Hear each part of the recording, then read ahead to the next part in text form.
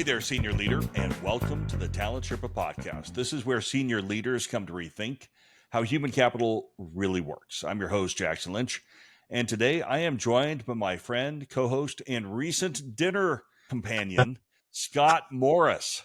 Scott is the founder of Propulsion AI, and the reason I bring up dinner is we've been doing this podcast for, half a year now, and we met each other for the first time in real life a couple of weeks ago, and I learned quite a bit about my friend Scott, including the amount of wine that he drinks. Oh, wow. I'm surprised that didn't wind up closer to the summary. Jackson, you recently had the opportunity to talk about a post that you made earlier in the year about work not being a safe space, but a performance space. In fact, that happened on stage with Johnny Taylor, president of the Society for Human Resource Management. Today, we are going to drill down on that topic, since not a lot of people are talking about it in the terms that we do. Yeah. Hey, but before we start, would it be crazy to ask the audience for a favor? We'd be really grateful if you would take a moment, like maybe even right now. We'll wait. Just hit pause. We'll be here when you come back. We'd like you to subscribe, comment, leave a brief review on whatever your preferred platform is. It's how we grow the pod, and it's how we bring this content to a wider audience. When I first read the headline on your post, work is not a safe space, it's a performance space, I thought, you know what, he has gone off the deep end. Because I'll tell you, Jackson, I don't think, honestly, you can have a high-performing environment that isn't safe. So start us out with some definitions. When you say that, what do you mean? Yeah, Scott, I will admit to being a bit provocative on this. When I talk about work being a performance space, I am not arguing for a cold, sterile environment. I'm arguing for an honest one. And I think that one of the challenges that we've had as we look at this over time is we have continued to evolve the language in a way that is no longer helpful to the business. So maybe a way of thinking about it is, let's step back and think about how we used to use safety. I grew up in a manufacturing environment. When we talked about safety, it was about people coming into work, going home, everything's still attached, a lot more tired because they put in a hard day's work, and that was a noble goal. And there was no argument that we needed safety in that environment. And then we got a little bit more intelligent about how to think about the human element of this. And we said, we need to have a space where people can come to work and be free from harassment, free from bias, free from discrimination, and have the ability to bring their whole selves to work. And again, that was really, really important and really profound. Then we moved into an environment where we started to confuse safety with comfort. And I think that is where we need to dive in a little bit more profoundly, because you can, in fact, be in an environment where safety is there. But I'm going to define that differently. My safe space is the ability to put a uncomfortable truth on the table, to defend it vigorously, maybe even when you're wrong, and still belong to the team. That will necessarily be uncomfortable, probably for everybody involved. So when you end up moving to define safety in terms of comfort, if we think it means the same thing, the implication of that is really, really bad, because we will not have those conversations. We will not set the high standards. We will not reinforce that with the clarity conversations that are necessary. And ultimately, standards will decline. We won't be moving the organization against the things that we were there to do, which is to deliver value creation. This is not a broad social experiment. So when I talk about work being a performance space, I do want it to have psychological safety. I don't want it to be comfortable. Think about great examples from sports teams, right? Physical training is uncomfortable, but it produces the results that they need on the field every single week, right? Work is similar. What I hear you saying is the environment, when you're rejecting the label of safe space, you're not saying that the work should be, or the environment should be toxic. You're not necessarily saying it should be high stress, right? Right. I wanted to be honest. So here's a great example that from the sports world that you just brought up. So I grew up in Seattle. Best pro football coach that we had was not Michael Holmgren. It was Pete Carroll. He brought us our first Super Bowl. And Pete Carroll is known in the NFL as being a player's coach. People love to work for him. They come here to Seattle when he was the coach to play for him. And he had a unique innate ability to allow people to be themselves. And that's why he had so many alphas in the room that struggled in other environments because he let them be their true self. But on every Monday, he had this thing called Tell the Truth Monday. And what that was they would take a look at the day before his game. They would break up all of the tape and they would identify what went well and what didn't go well. And they had those conversations in a straightforward, no baloney, no soft peddling. Here is what needed to happen. Here is what did happen. Here's what we need to do about it moving forward. And if you don't make these corrections, then your job is in jeopardy. And this tell the truth piece of it, initially in the running backs room, and then in the offensive room, and then in the team room, that level of clarity is exactly what businesses need to be able to deliver performance over time. And I would even argue that you can, in fact, and Pete Carroll has shown it, you can both deliver that kind of radical clarity and performance feedback with consequences and do so in a way that is reinforcing who they are as human beings and do so in a player-friendly way, or in our kind of vernacular, an employee-friendly way. I don't think those two things work against each other at all. Let me pull out something and try and amplify something in what you said. The mistake that got made on the field isn't going to hurt you, but repeating the mistake over and over is going to threaten your ability to contribute to the team and hence your role on the team. That's a really big distinction, right? It's not that you did something wrong. It's that you're not fixing what's going on that's wrong. When we put it in a sports context, it's really easy. I'm willing to bet everybody shakes their head and goes, "Oh yeah, that's great. That's how it should be." Why don't we do that in business? I think we've lost the plot a little bit. And that's an uncomfortable position for me to take, but I think it is true. I think generally speaking, as HR leaders, we serve the business. We exist to deliver business outcomes.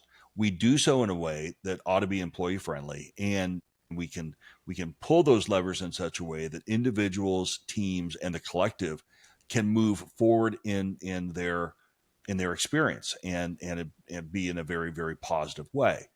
But I think from time to time we have, either because the lawyers end up over indexing, or we have kind of thought about engagement as being the outcome that is necessary. We have pulled back, man, and we fundamentally miss the point that we are in the human capital world. Our job is to look at the business strategy through a talent lens, predict outcomes, identify root causes, and deliver the tactics necessary to maximize the output in that moment. And it is a necessary byproduct that in doing so, we will grow people. But you can focus it on growing people and not hit the business outcomes. And that is why you see a lot of companies that end up going in the wrong direction. Precision with language, how important that is as a subject to me. And when you think about it, like just a second ago, as we introduced this episode, we said work is not a safe space. And I'm willing to bet that a bunch of people who listen to us groaned, because there is a connotation for what that means. And without the explanation, your mind runs off in one direction.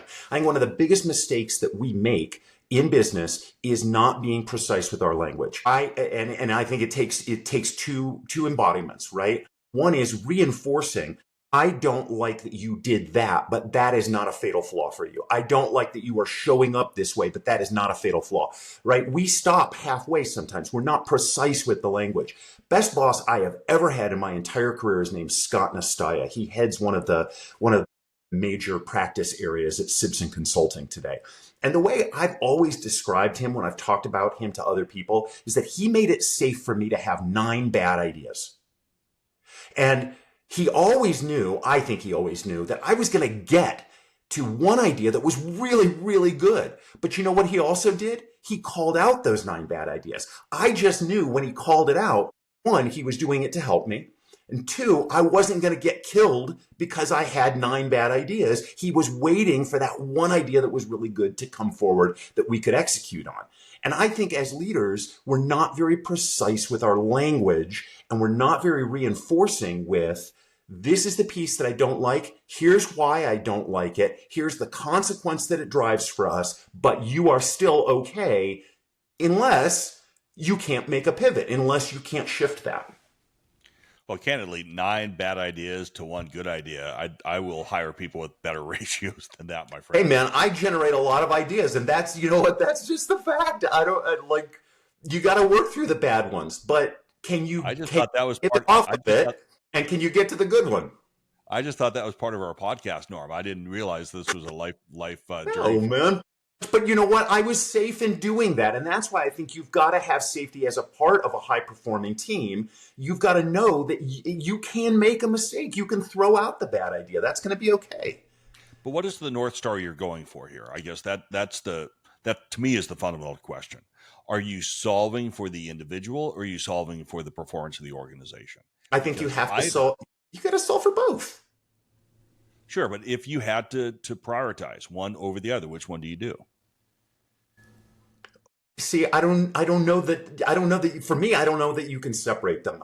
You clearly do think that. I want to hear how you think about it. But the business doesn't perform if the individuals don't perform. And so prioritizing the individual's performance is a means to an end to optimizing the broader talent for the organization. So I'm not going to disagree with that piece, but you have to orient the organization in a way. And I think if you orient it towards the employee first and the business outcome second, you are making a mistake. And it may feel good in the moment, but if you're optimizing for the employee, you can grow the employee while destroying the business. I think that's a mistake. If you focus in on the North Star as I need to deliver business outcomes, and as CHROs, our job is to help deliver those outcomes with unbelievably compelling talent practices, you will not only hit the performance, but you should, as a necessary and important byproduct, grow people and create an environment where they have the ability to thrive. I don't think you can have a performance culture without a strong employee orientation. I'm just arguing that if you focus on the orientation of the employee first, it's rather than the orientation of the organization first, you're going to find yourself in trouble. And here's why. We've all been in situations where if we are focused on the employee first, we tend to drive towards more comfort. And when you drive towards more comfort, you end up not sharing the hard truths that are necessary. And when you do that, it doesn't take much time for mediocrity to be the standard. And I think you and I have both been in top jobs for a couple decades collectively. It happens every place. Yeah. I think let's model what we're talking about, right? Because when you say that, the question that comes to my mind is maybe I just don't understand what you mean by optimize for the individual. So be precise with the language. What does that mean? I think it's important at the individual level to share clarity in what is expected, defined by outcomes. Congratulations, 14 minutes and 52 seconds. There we go. We start there. You got to start with the outcomes, because if you start with the outcomes, then you can necessarily make the connection to the purpose of the organization and the broader impact that role is going to have. I think then you have clarity on what they are doing well to drive those outcomes, what they need to be doing differently to improve against performance of those outcomes. And then you have performance impacts to it, both positive and negative, that reinforce those things. If you are optimizing at an individual level within the performance context, then I think all of those things are necessary and supportive of trying to drive forward. And you have the byproduct of people are guessing what is expected of them. And if they're not guessing what's expected of them, then they have a higher likelihood that they will do what is necessary to deliver. Because I think 95% of the people at work want to do a good job, and most of them don't know what that is. And that is not their fault. It's the manager's fault. Versus, back to the precision of the language, if I'm optimizing for the employee first, I might have a really, really good track team, but I don't know whether I'm in a track meet or a football game. Do you know what the value of approaching the way, or one of the values, because there isn't just one, but of approaching the situation the way that you just described it, is that as a manager creating this environment of, and I like the word that you used, honesty, not comfort, you get to use a question that drives performance even deeper, which is why. If the outcomes are really, really clear, your first move when somebody is not performing to those outcomes can be, why are you doing what you're doing? Help me to understand. And what you're listening for is, are they drawing it back to they're trying to achieve the outcome and maybe not doing it in a way that you think is going to optimize that particular result? And you know, that's a place, if you're asking that why question, where you can actually, I think, have both. It is a lot more comfortable to ask somebody what their rationale is for something and have an honest conversation around that. So you're getting honesty and comfort, or potentially, out of that environment. And you're doing it by setting up the outcomes as the focus of the conversation. So let me flip this on you, since I feel like I've drawn you over to my side of the argument here a little bit, which I'm feeling really happy about. No, you haven't. Presuming that I have, where do leaders screw this up the most? What, as you've seen, what's the classic failure pattern? Well, you're asking me a question that I think we just covered. The classic failure pattern is you were not clear on the outcomes yourself.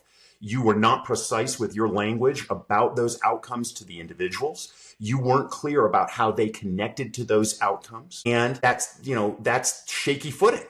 I think the biggest problem is lack of clarity. And we talk about that a lot on this pod. And here's a place where that clarity then puts you in a situation where it gets really uncomfortable to talk about how somebody is doing. And I'll throw one more in, since I'm TED talking right now about it, because it's another thread that we pull on a lot. Clarity alone is not going to do it. The environment of trust is essential to have any kind of honesty in a conversation about performance. And that's where, my example about Scott and 9 bad ideas, right? I knew that I was not going to get killed because he and I had an environment of trust. I knew he was out for my best interest. And so when he came to me and he goes, you're really screwing that up, I knew how he meant it. And it didn't make it any more comfortable to hear. I'm a very conscientious guy. I want to do a good job. I try and be ultimately thoughtful about where the business is going. But you know what? I make mistakes just like anybody else. And he was very good about calling them out. But I knew when he did, and I knew it to a certainty. He was not there to hurt me. He was there to help me. And that trust was the currency that carried everything. It made the honesty possible. Well, let me then double click on that one. And if you're having a conversation with an employee, how do you have that conversation? Here's what I do, and this is years of not doing it very well to the point where I think I finally got the verbal model down a little bit. And that is, you have the conversation. And you say, I'm going to have a conversation with you about your performance that will make me feel a little uncomfortable, because I feel like I need to give you some feedback that is so important to your future here that I want to do it well.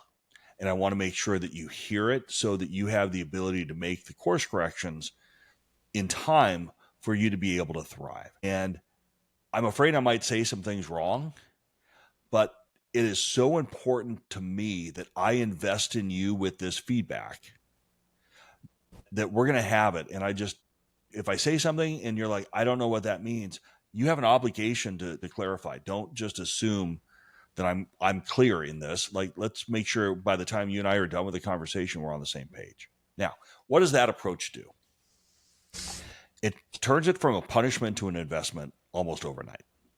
Number 2 is you're leading with some humility and some vulnerability of, I'm concerned about having this conversation with you, and I'm afraid I may deliver this in a way that you don't respond too well. And I'm afraid that I may say something that you'd find unclear, and I want to give you the opportunity to say, look, I don't understand this.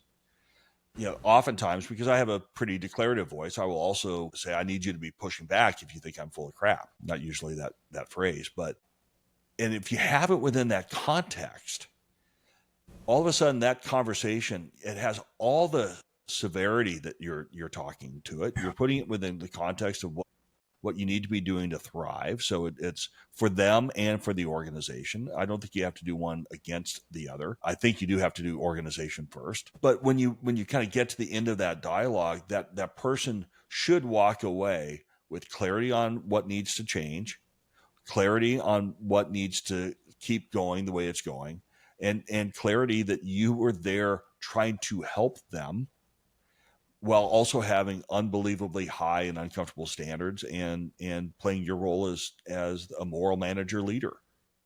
What do you I'm going think? to try. I'm going to add two things to that, Jackson. I know that you believe this one because you and I have talked about it before. But if you're worried about having a conversation at the moment that you are having a tough and honest conversation about performance with an employee, you've waited too long. If you're thinking about how to build trust in that moment, you have waited too long. That process has to start long earlier. And when you aren't confronting a particular issue, you've got to start to build that trust. Second thing I would say is, we talk a lot about employee comfort, or we have right now today, but this is an uncomfortable process for managers too. And I think the story you just told, or the setup that you just gave, really exposes that, right? And as a manager, do you want to have a big conversation where it is really uncomfortable and you've got to use language to try and move it around? Or do you want to have a set of smaller conversations that are much lower stakes, not any less honest, but what's the easier situation to have? I would say a bunch of really small conversations along the way is a better way to step into that comfort as a manager than waiting for one big event. But you have to be thoughtful and deliberate about it. And that's the thing. Most of us are only reacting and we are not preempting. And we've got to start preempting. Preemptive trust, preempt the conversation with small, bite-sized chunks. Yeah. So how do you do that? Well, I argue you go back to Mark Efron's kind of 2x2x1, where you are talking not task lists, but periodically, every week, every other week, every month. You pick the right timing for you in the organization. But you talk about two things that are going well, two things you would like to see change, and then one part of the conversation of what's one thing I can do to get stuff out of your way without removing your own accountability for getting things done. And if you are having those conversations consistently, Scott, I completely agree with you. We will not have the really, really big conversation that needs to take place, the come to Jesus moment that we talk about in human capital quite a bit. Let me give you a real life example, though, because we don't do that well. And even if we don't do that, if we have people that do it well individually, we don't do it well consistently. So Mhm. I had a person, I don't work there anymore. These people don't work with me anymore. I think I can tell the story. I'm still going to try to change the names to protect the innocent. But I had someone in my organization, and we had, call it half dozen folks in a particular role. And the person had all of the skills to be in the top half of that group, but she wasn't, and she wasn't because she had a fatal flaw in a part of the role where it's necessary to do this well in order to be fully effective in the role. And it was a personality approach, and those are the hardest ones to have conversations about. But if you're in the role that she was in, you had to actually have people wanting to work with you to solve problems, and this was getting in her way. So I was out for a little bit during kind of performance discussion time, and I came back and I reviewed everyone's review, and what I saw was that nothing tied to that trait, which by the way was easily fixable, like easily fixable, and I'm fully ready to invest in helping to drive those. We didn't even bring it up. It wasn't on the paper. So I asked what was in the conversation. It wasn't in the conversation. And I said, well, why? And you got the same things from HR people that you got and get from people outside of the HR function all the time. I was concerned about how she would take it. I was concerned about how that it would demotivate her. I was concerned about whether she would become less engaged as a result. And worst case, we have so much to do right now. I can't afford to be open a role. So I was concerned that if I gave her that feedback, that she would take it personally and that she would leave. We've all lived through that. Let me give you 6 months and 8, 9 months. I can't remember exactly how many later, but the business went through some bumps and we had to say we needed to take the team of 6 and shrink it to a team of 3. And guess who should have been in the top 3 and wasn't? That person. So the question is, were we kind to her by not providing the clarity? And I think, like, I felt really, really bad because had we given this to her, I think there was plenty of time to make the adjustment. And because we chose not to hold her accountable and give her the clarity feedback in a way that was like, this is the easiest conversation to have. Hey, there's something that's getting in your way from being effective. And I want to make sure that you are aware of it and that we can talk about how to address it, because you have every right to be in the top half. But right now you're not. And in fact, if this continues, you're ultimately not going to be able to continue in your role. Like, that is a investment conversation. Yeah. We didn't have it. So if we can do this in the human capital world, dude, we have got to take a different approach as human capital leaders when it comes to providing the clarity, because that is what happens when you go to comfort over clarity. Can you imagine that conversation if we just take the elements that you and I have talked about and we frame that conversation just a little bit differently? Hey, here's what it is that we're trying to do. I have noticed that you're showing up like this. Why is that happening? What's driving that for you? I don't think this is I'm not going to kill you for this, but you need to really pay attention to this aspect because it's going to derail you in the future if you don't pay attention to it. That's just working with the elements that we just talked about over the last 15, 20 minutes, right? Think about the difference in that conversation and the trust that comes out of it. Not only is the job saved, but the relationship prospers. And that's incredibly important when she does stay for the future, because you're going to tackle tougher, probably harder obstacles, especially as the business goes through bumps. Yeah, the only thing I'd push back on you, if I could offer, if you're open to the feedback here in a public way, I is know I'm safe with you. you framed everything in the future. I do think we need to call balls and strikes in the present, though. Mm. So you said it will derail you in the future. I would have only added it is currently derailing you. Yeah. And then here's without knowing what the particular of the issue, I 100% agree with you. Yeah. But you're opening the door to what I think is the next question you and I need to tackle. What's the CHRO's job in this, and how do we turn this into practical advice for CHROs? Yeah. Well, I think the CHRO's role in this is to make sure that there is alignment around the talent philosophy. And one of the elements of that talent philosophy is how we will communicate to employees challenges.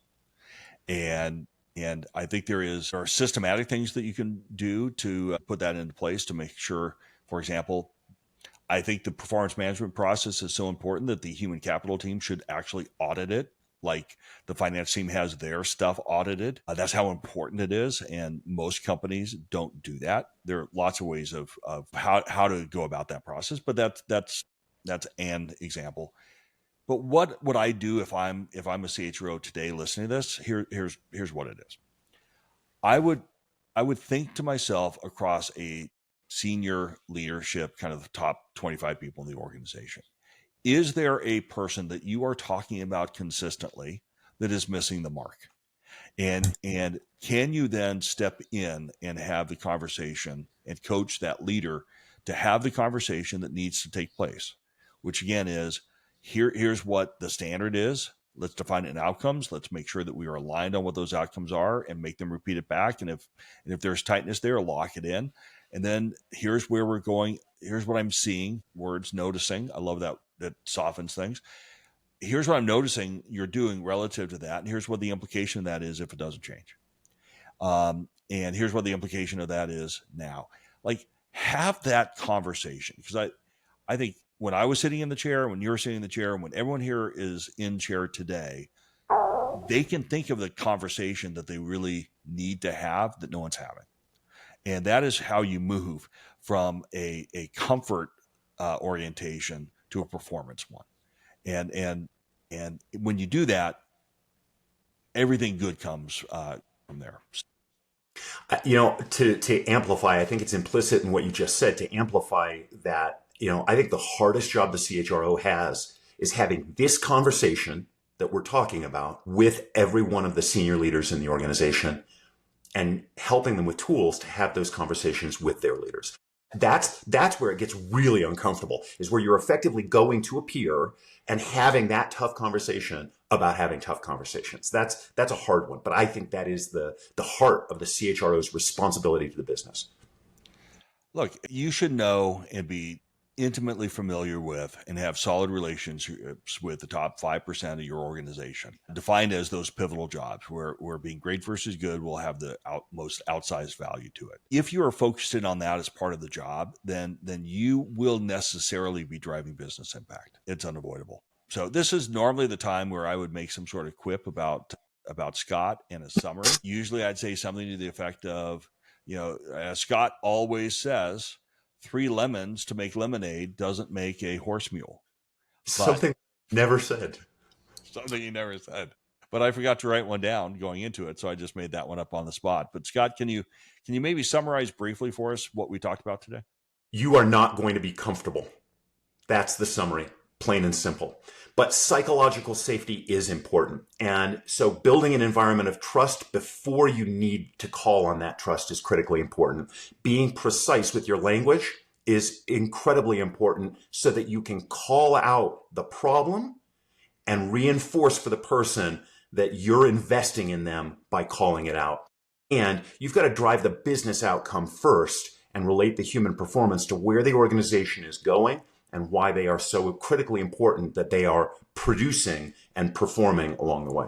So let me pause and pivot and say thank you so much for tuning into the Talent Sherpa podcast. This is where senior leaders come to rethink how human capital really works. And I want to give a quick shout out to one of our favorite listeners, and I ran into him at the Executive Network for SHRM this week. Hey, Lewis.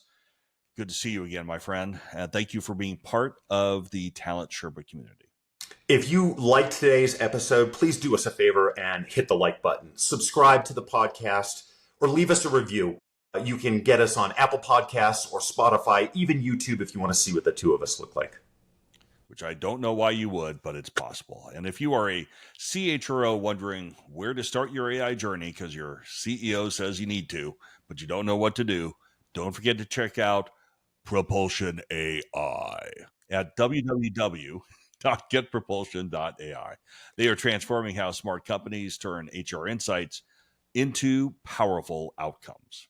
And if you're an emerging or even a brand new CHRO and you are ready to accelerate your impact, head over to mytalentsherpa.com. Jackson has an entire set of resources specifically there to help you navigate, elevate, and deliver results from day one. And you can also sign up for, and I'm proud every time I get to say this, for Jackson's best-selling Talent Sherpa Substack. So until next time, keep raising the bar, keep focusing on clarity over comfort, and keep on climbing.